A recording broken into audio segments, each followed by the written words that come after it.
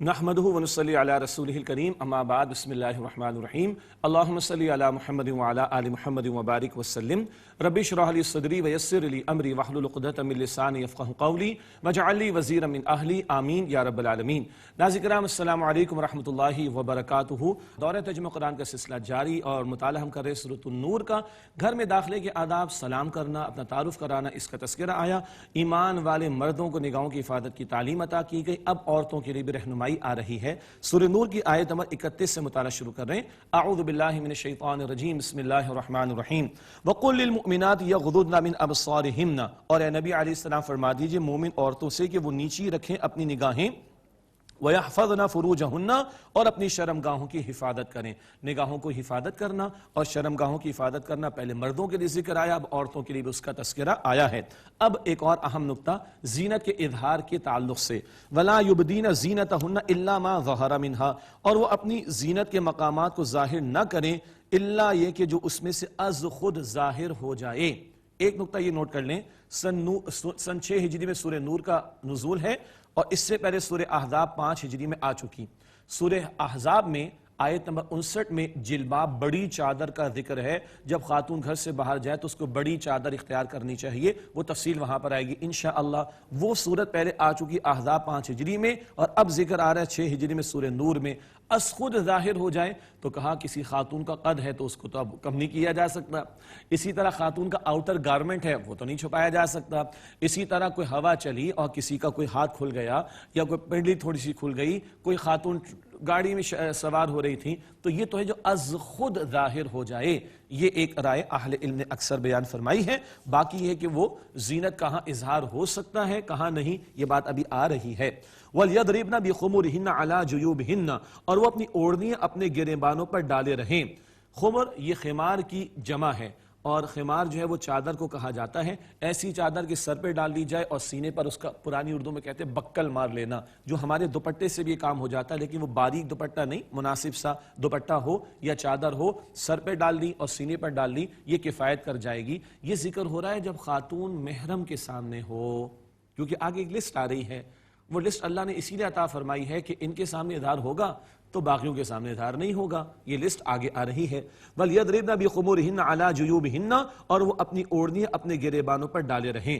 وَلَا يُبْدِينَ زِينَتَهُنَّ إِلَّا لِبُعُولَتِهِنَّ، اور اپنی زینت کے مقام ظاہر نہ کریں سوائے اپنے شوہروں پر۔ اب ایک لسٹ ہے، او آبائہن، یا اپنے والد پر، او آبائی بعولتہن، یا اپنے سسر کے سامنے، او ابنائہن، او ابنائی بعولتہن، او اخوانہن، او بنی اخوانہن، او بنی اخواتہن، یا اپنے بیٹوں یا اپنے شوہر کے بیٹوں یا اپنے بھائیوں یا اپنے بھتیجوں یا اپنے بھانجوں کے سامنے، او نسائہن او ما ملکت ایمانہن، یہ اپنی عورتیں، مراد لی گئی اپنی مسلمان عورتیں، اور بعض اہل علم تو اس سے آگے گئے اپنے قریب کی عورتیں، بس ہر ایک کے سامنے خاتون اپنا اظہار نہ کرے۔ خواتین بھی پتہ نہیں کس کس مزاج کی ہوا کرتی، اپنی عورتیں، اللہ اکبر، یا اپنی کنیزوں کے سامنے، ابھی تابعین غیر اولی الاربۃ من الرجال، یا وہ خدمتگار مرد جو عورتوں سے غرض نہ رکھتے ہوں، انتہائی بوڑھے ہو چکے ہوں اور محسوس بھی ہو کہ بہرحال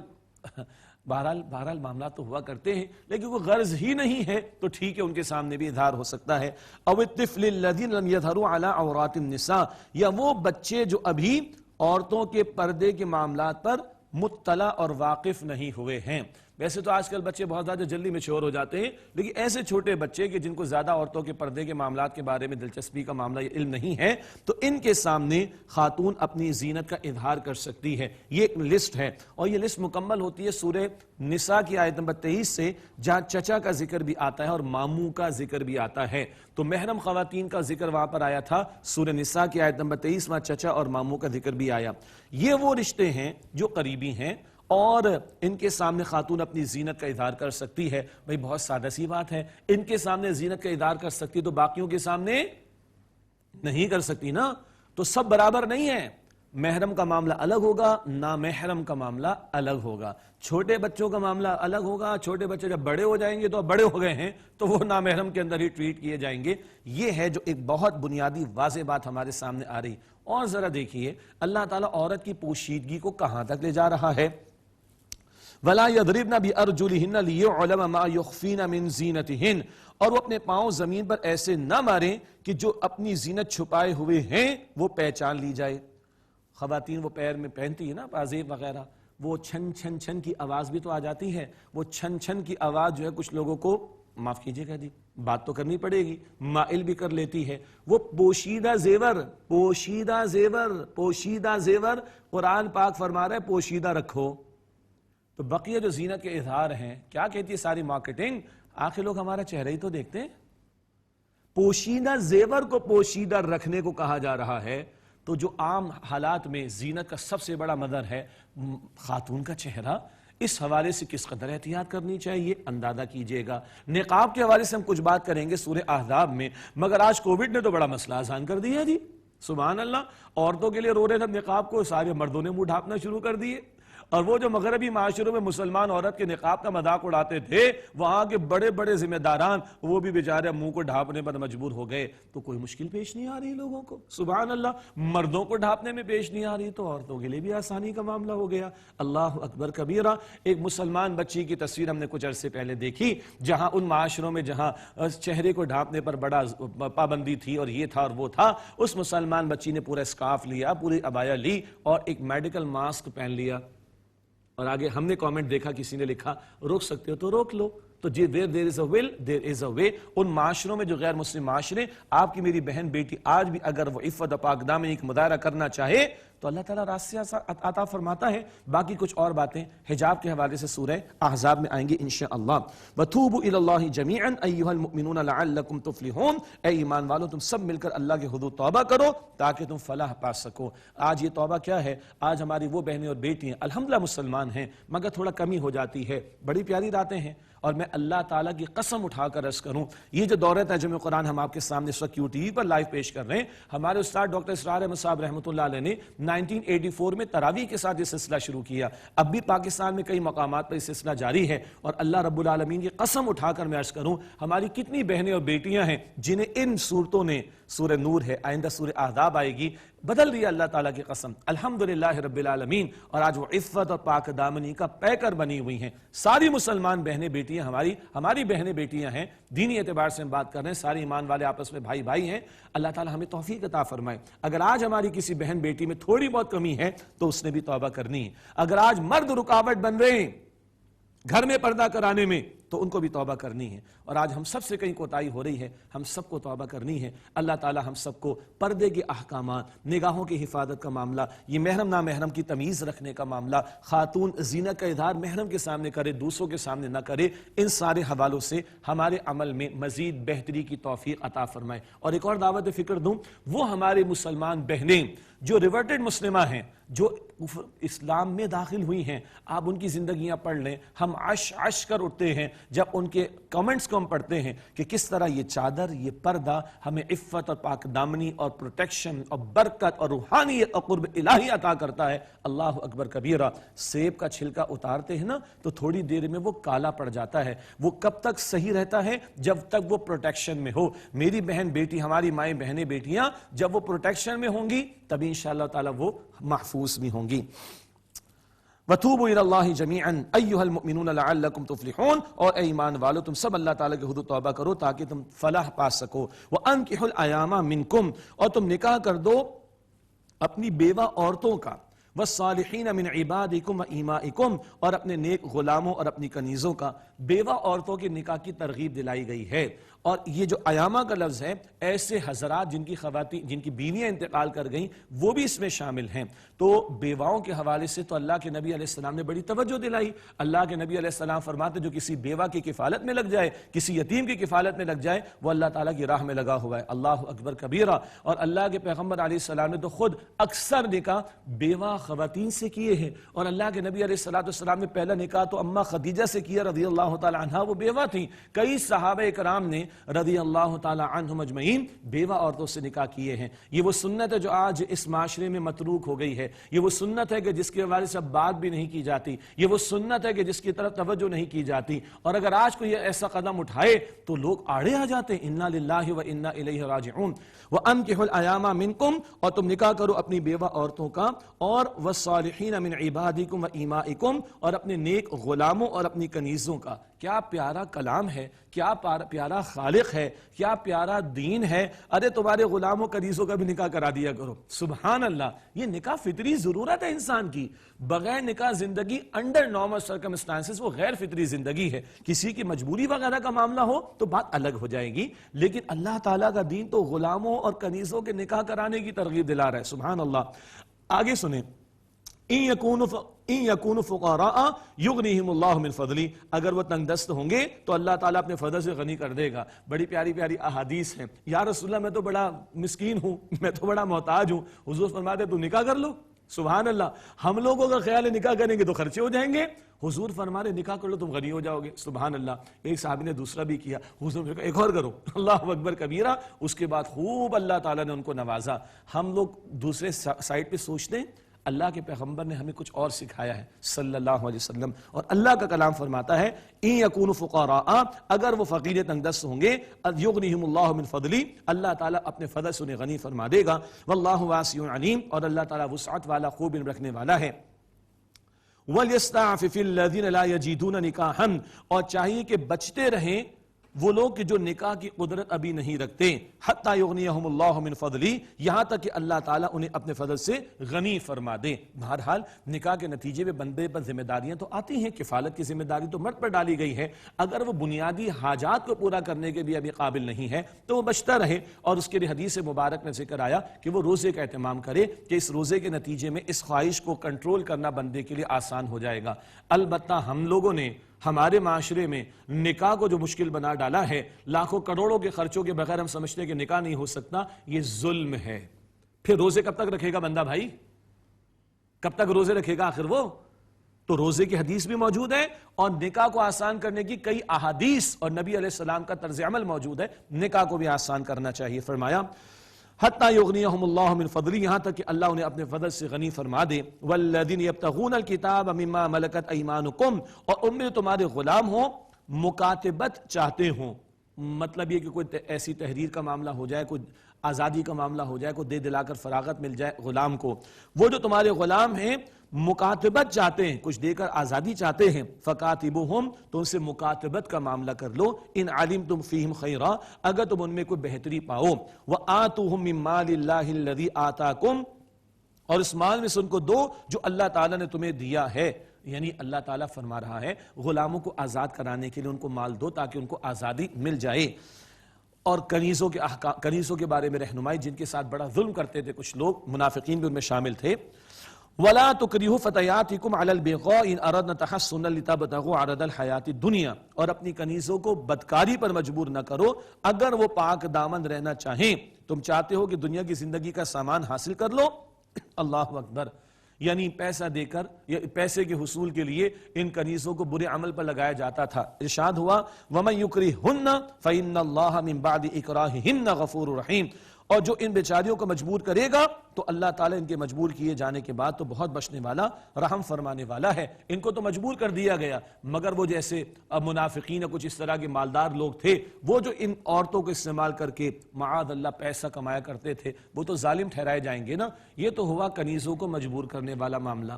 آج ایڈورٹیزمنٹ کے نام پر، مارکیٹنگ کے نام پر، شوبس کے نام پر عورت کو ذلیل کر کے جو پیش کیا جا رہا ہے، کھلواڑ و کھلونا بنا کے جو پیش کیا جا رہا ہے، اور اس کے نتیجے میں مال کمانے کی جو لوگ کوششیں کر رہے ہیں، ان کا انجام کیا ہوگا اندازہ کیا جا سکتا ہے۔ اور سورہ نور کی آیت نمبر 19 میں کہ جو بے حیائی پھیلانا چاہتے ہیں ایمان والوں کے درمیان میں، دنیا اور آخرت میں ان کے لیے دردناک عذاب ہوگا۔ استغفر اللہ۔ وَلَقَدْ أَنزَلْنَا إِلَيْكُمْ آيَاتٍ مُبَيِّنَاتٍ، اور یقیناً ہم نے تمہاری طرف واضح احکام نازل کیے ہیں، وَمَثَلًا مِنَ الَّذِينَ خَلَوْا مِن قَبْلِكُمْ وَمَوْعِظَةً لِلْمُتَّقِينَ، اور ان لوگوں کے لیے مثالیں بیان کی جو تم سے پہلے گزرے، اور ان لوگوں کی مثالیں جو تم سے پہلے گزرے ہیں بیان کی گئی ہیں، اور وَمَوْعِظَةً لِلْمُتَّقِينَ، اور یہ متقین کے لیے نصیحت کا معاملہ ہے۔ اس کے بعد 5واں رکوع ہے قرآن پاک کا، اور آپ میرے چہرے پہ اگر کوئی اثرات دیکھ رہے تو اس کی خاص وجہ ہے، یہ قرآن پاک کی جو اگلی آیت ہے اس میں قرآن ایک پیرابل عطا کی، بلکہ اگلے رکوع میں 3 پیرابلز آئے ہیں، 3 تمثیلات اللہ نے عطا فرمائی ہیں، اور اگلی جو آیت ہے سبحان اللہ بہت ہی گہرا و جامع مقام ہے، اور بیان کرنے کے اعتبار سے بھی اور تفہیم کے اعتبار سے بھی ایک بہت ہی مشکل اور گہری تمثیل ہے۔ البتہ اللہ تعالی ہمارے اسلاف پر مفسرین پر رحمت نازل فرمائے، انہوں نے ہمارے لیے آسان فرما دیا، چنانچہ ہو سکتا ہے کہ ترجمہ اور تشریح سے آپ کو محسوس بھی نہ ہو کہ کوئی مشکل مقام ہے، یہ اللہ تعالیٰ نے فضل فرمایا ہمارے اسلاف پر، اور ہم انہی کی بات آپ کو بیان کر رہے ہیں۔ اللہ تعالیٰ ان پر رحمت نازل فرمائے۔ اللہ تعالیٰ کی ذات پر ایمان، اللہ کی مثال نہیں آ رہی، اللہ تعالیٰ کی ذات پر ایمان کی تمثیل، I repeat again، اللہ تعالیٰ کی مثال تو پاسبل ہی نہیں، غلط ہو جائے گا معاملہ، شرک ہو جائے گا۔ لیس کمثلہ شیء، قرآن فرماتا ہے سورہ شورى آیت نمبر 11 میں، اللہ کی مثال کی مانند بھی کوئی شے نہیں ہے۔ اللہ تعالیٰ پر ایمان جو بندہ مومن کے دل میں ہوتا ہے اس کی ایک تمثیل بیان کی جا رہی ہے۔ اللہ نور السماوات والارض، اللہ نور ہے آسمانوں اور زمین کا، مثل نورہ، اللہ کے نور کی مثال، اللہ کی نہیں، اللہ کے نور کی مثال نور ایمان کی کیسی ہے؟ کمشکات فیہا مصباح، جیسے ایک طاق ہو اس میں ایک چراغ ہو، المصباح فی زجاجہ، چراغ ایک شیشے کی قندیل میں ہو، ایک طاق الماری سی ہے، اس میں ایک شیشہ ہے، اس میں ایک چراغ ہے۔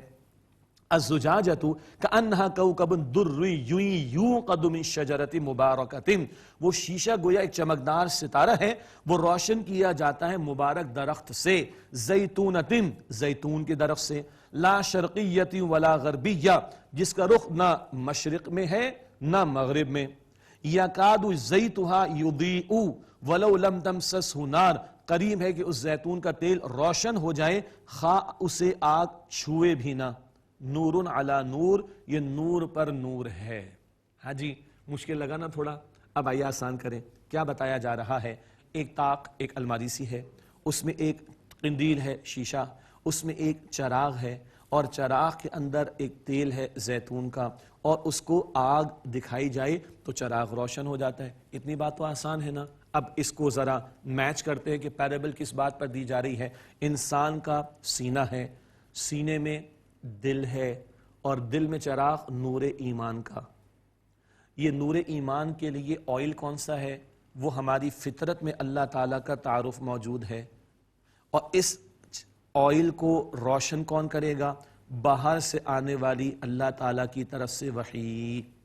I repeat again، ہمارا سینہ ہے، سینے میں دل ہے، دل میں نور ایمان کا چراغ ہے، اس کا آئل ہمارے اندر فطرت میں اللہ تعالیٰ کا تعارف موجود ہے۔ وہ سورہ آل عمران کے درس میں آیا تھا ایمان عقلی اور ایمان سمعی، یاد آیا؟ اور باہر سے کیا شے آ کے اس کو روشن کرے گی اس تیل کو؟ وہ ہے اللہ تعالیٰ کی وحی۔ تو ایک نور ہماری فطرت میں ہے اللہ کا تعارف، اور ایک نور باہر سے آتا وحی کا۔ یہ دو نور مل جائیں تو یہ اندر نور ایمان کا چراغ روشن ہو جاتا ہے۔ نور علی نور، نور پر نور ہے۔ اچھا، زیتون کے درخت کے بارے میں فرمایا نہ شرقی ہے نہ غربی، یعنی باغ کے بالکل وسط میں جو درخت ہوگا اس کو سورج کی تمازت اور روشنی سب سے زیادہ ملے گی، اس کا آئل بھی بہترین ہوگا۔ کلیئر؟ بندے کی فطرت میں تکبر نہ ہو، ابو جہل جیسے لوگ، حسد نہ ہو، اہل کتاب جیسے لوگ، تعصب نہ ہو، تو تکبر نہ ہو، تعصب نہ ہو، حسد نہ ہو، دائیں بائیں وہ ٹلٹ نہ ہو، فطرت پر صحیح رہے، تو پھر اللہ تعالیٰ اس کو نور ایمان عطا فرما دیتا ہے، اور اندر ایمان کا چراغ روشن ہو جاتا ہے۔ نور علی نور، نور پر نور ہے۔ سمجھ آگئی تو بہت اچھی بات، ورنہ تفاسیر کا مطالعہ کیجئے گا، اور خاص میں ریکمنڈ کروں گا ہمارے استاد ڈاکٹر اسرار احمد صاحب رحمۃ اللہ علیہ، ان کا منتخب نصاب انہوں نے بہت مرتبہ بیان فرمایا، کیوں ٹی وی پر بھی ماضی میں وہ نشر ہوتا رہا، اس میں اس مقام کا درس بھی موجود ہے، بہت وضاحت سے تمثیل آپ کے سامنے آئے گی انشاءاللہ۔ یہدی اللہ لنورہ من یشاء، اللہ تعالیٰ جس کو چاہتا ہے تو نور کی طرف رہنمائی عطا فرماتا ہے۔ ویضرب اللہ الامثال للناس، اور اللہ تعالیٰ لوگوں کے لیے مثالیں بیان فرماتا ہے۔ واللہ بکل شیء علیم، اور اللہ تعالیٰ ہر بات کا علم رکھنے والا ہے۔ اب اللہ کے نیک بندوں کا ذکر آئے گا، مگر اس سے پہلے اللہ کے گھر یعنی مساجد کا ذکر آ رہا ہے۔ فی بیوت اذن اللہ ان ترفع، ان گھروں میں جن کی نسبت اللہ تعالیٰ نے حکم دیا کہ ان کو بلند کیا جائے۔ مساجد سب سے نمایاں پلیس ہونا چاہیے کسی علاقے میں۔ یہ جو ہم مینار بناتے ہیں، اس کی ایک بڑی حکمت کیا ہے کہ پورے علاقے کے اندر اللہ کا گھر سب سے زیادہ نمایاں نظر آئے۔ قرآن پاک کی تعلیم ہے وَيُذْكَرَ فِيهَا اسْمُهُ، اور ان گھروں میں اللہ تعالیٰ کے نام کا ذکر کیا جائے۔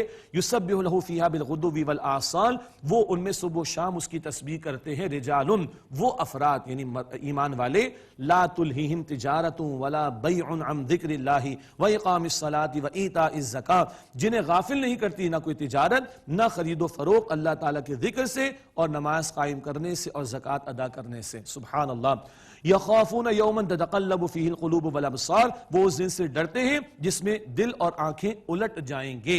یہ ہے ایمان والے جن کے پاس نور ایمان موجود ہو تو ان کی یہ کیفیت ہوتی ہے کہ کوئی تجارت خرید و فروخت، کوئی مصروفیت اللہ کی یاد، نماز، زکوٰۃ ان کو روکتی نہیں، اور کل کے بارے میں وہ فکر مند اور ڈرتے رہتے ہیں۔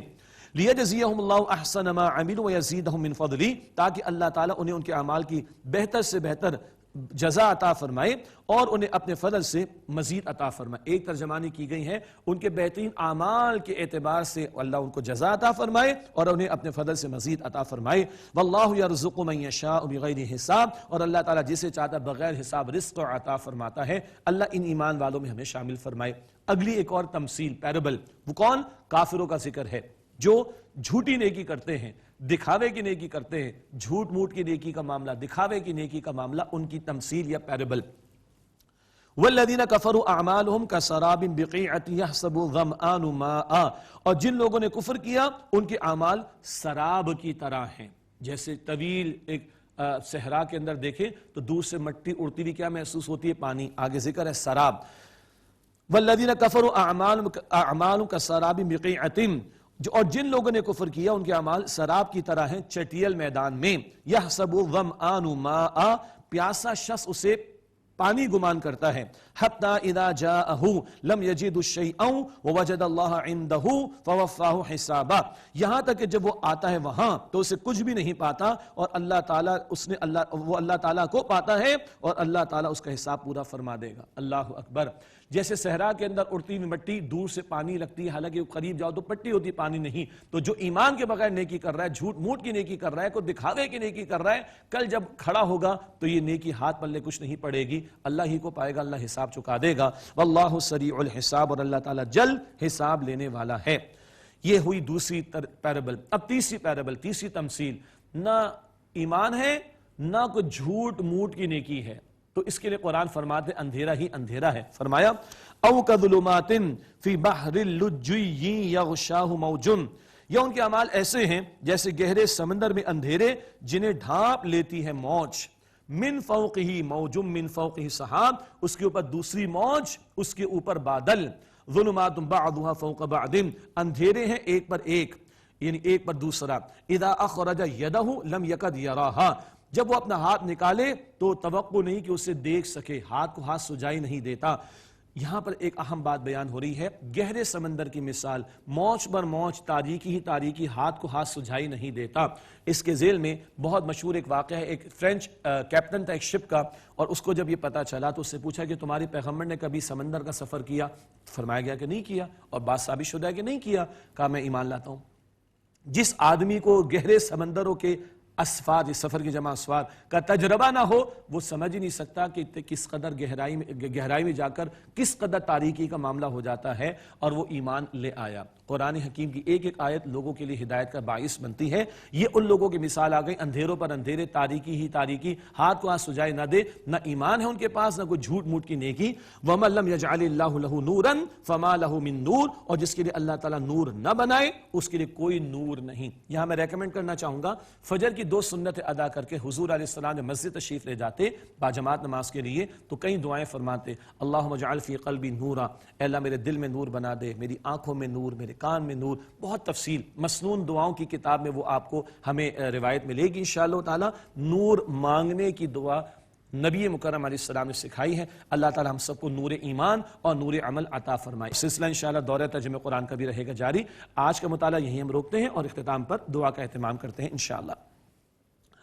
بسم اللہ الرحمن الرحیم، اللہم صلی علی محمد وعلی آل محمد وبارک وسلم، ربنا تقبل منا انکا انت السمیع العلیم وتب علینا انکا انت التواب الرحیم۔ اے اللہ ہم سب کی مغفرت فرما، ہمارے ماں باپ کی، ہمارے گھر والوں کی، ہماری بیویوں، ہماری اولاد کی، ہمارے بھائیوں، ہماری بہنوں کی، ہمارے اساتذہ کی، ہمارے بڑوں چھوٹوں کی، سب کی اور تمام مسلمانوں کی مغفرت فرما۔